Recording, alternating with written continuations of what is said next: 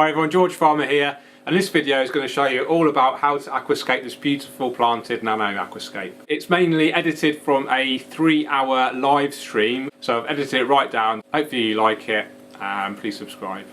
Keep on scaping. Hi everyone, George Farmer here, and I'm here at Aquarium Gardens today to aquascape this nano aquarium. I'm going to be using some really interesting stones actually. I've never used them before. It's called Fossilized Wood Stone. I've used petrified wood and other similar types, but this is quite unique. I'm actually going to do a different style of aquascape to what I'm used to. It's going to be a bit of a diorama, so we're actually transferring a whole landscape scene and trying to shrink that into the aquarium. So it's a very popular style of aquascaping these days, so I thought I'd show you guys hopefully how to do it. One of the biggest things I've learnt in recent years in aquascaping is not necessarily looking at the aquascape from left to right or right to left. It's actually viewing the aquascape from front to back. And one of the real popular and clever ways to enhance the sense of depth is to actually use large textured items, hardscape and plants at the front of the aquascape in the foreground, and actually work your way to smaller textures and smaller, finer leaf plants, smaller pieces of hardscape in the background, and that actually forces this enhanced sense of perspective. For the photographers out there, you can also get an even further enhanced sense of depth by using wide angle lenses, so that's another trick for you guys.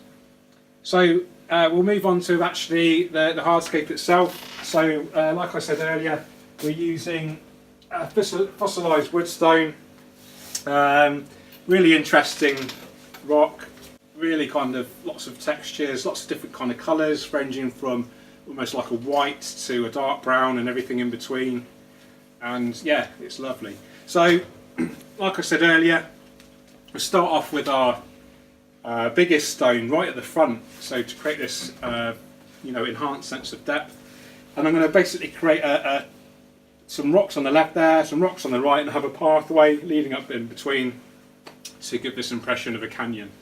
So I'm going to add another bag of soil now, and then I'm going to use some substrate separators, which will hopefully help to stop the soil from sliding forward, because it will try to level out over time, especially soil, because it's quite light. Having the stones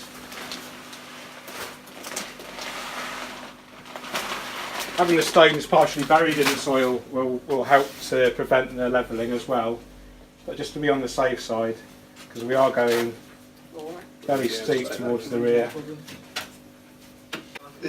What we call substrate separators. These are literally cut up pieces of plastic corrugated card, if you like. It's used in plant packaging, and I've just cut them into different sizes, and all we simply do is slot them in so they hopefully become invisible.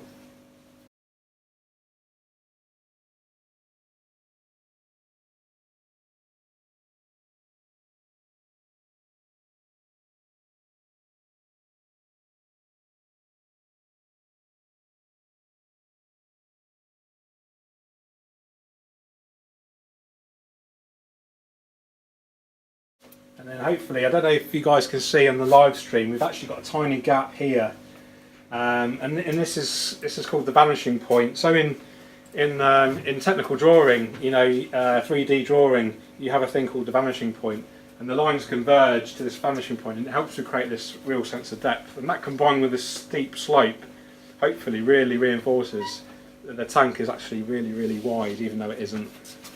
Okay, so Dave's prepared some plants. What I'm going to do now is I'm going to put some water in the aquarium, just enough to kind of plant into. Invest in a good pair of tweezers is definitely a good recommendation. Have you guys got tweezers at home?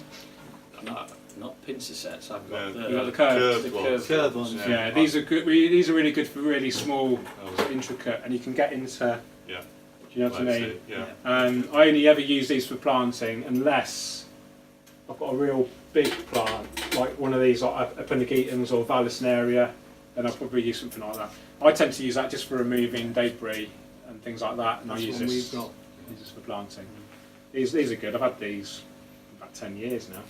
So I'm just going to wet the top layer of soil here with some. Is it warm? Yeah, that's cool. You probably see the rocks have changed colour. They've got a more of an amber, kind of rich red colour, which is quite pleasant.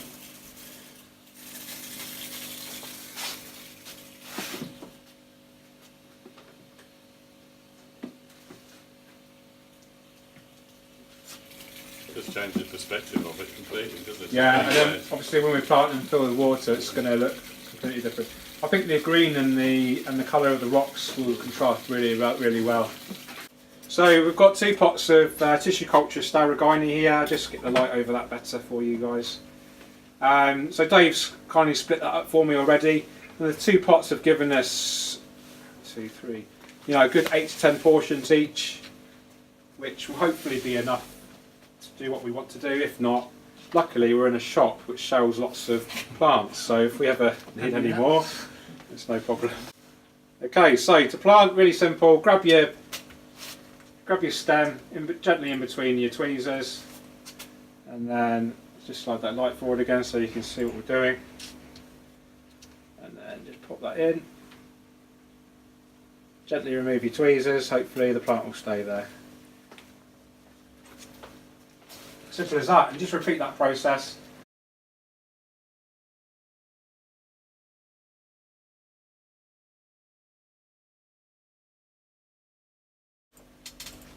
So this is called Marsilea crenata. Dave again has split it up into individual portions. It has a leaf shape similar to glossostigma, but it's a lot different. It's a lot easier, it tolerates a lot less light, but it does carpet. So eventually it will send out new runners and it will form a lovely low growing carpet, hopefully. It's relatively slow growing, so it's ideal for a lower maintenance tank.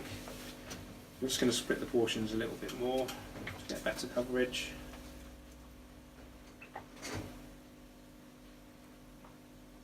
Again, this is tissue culture, so we can guarantee there's going to be no snails in this tank. I think we're using 100% tissue culture plants today, so we shouldn't be seeing any pest snails in here.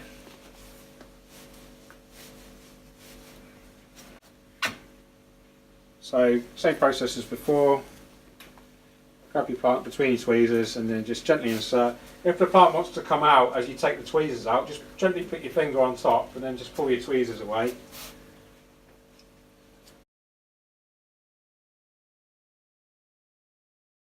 Okay, this is a good example of why tissue culture is good value. That's just one pot of tissue culture Hemianthus citricoides cuba. So now I'm going to just add a little bit more soil to the left and right, like I explained earlier.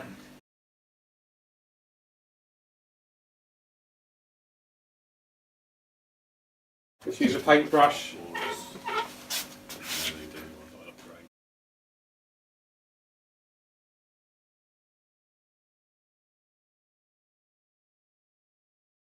Here we have Eleocharis vesicularis mini. Bit of controversy about the true scientific name for it, but I just like to call it mini hairgrass just to save any confusion. So we just start at the back left there, exactly the same way as before. One of the most common mistakes beginners make is not to plant heavily enough. So they think they'll save they might be on a tight budget and want to save money. So they'll spend, potentially lots of money on the aquarium, lots of money on the cabinet maybe, lots of money on the lighting, the filtration system, the CO2, the fertilisers. You can be spending several £100s, if not more, depending on the size of the aquarium. And then they'll think, I only need like a few pots. The plants will grow, they'll spread, so I only need a few pots. Well, actually that's a really big mistake. You've invested all that money and potentially time in researching and getting the right equipment, travelling to different shops or researching online. You've potentially spent upwards of a few £100s at least, and then you put your plants in and you buy half a dozen pots, and then because you haven't got enough, you'll be fighting a uphill battle against algae, and then you'll think, oh, this hobby's rubbish, I don't like it anymore, and then you've wasted all that money on your equipment all because you didn't spend a few extra pounds or a few extra bucks on some good quality plants. So my top tip of this video is to invest not only in the decent setup but in decent plants. Because if you buy an unhealthy plant, or not enough plants, or both, then you will be punished by algae.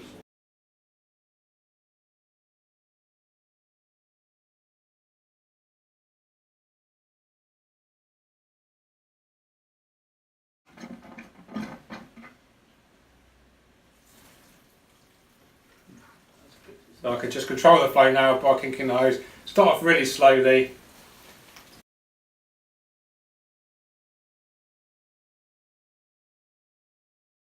Okay guys, that's it for the live aquascaping session. Thanks everyone who's watching, my YouTube fans and the guys on the Aquarium Gardens Facebook page. I hope you've enjoyed it. I've really enjoyed myself. I hope you guys have learned a few bits and bobs.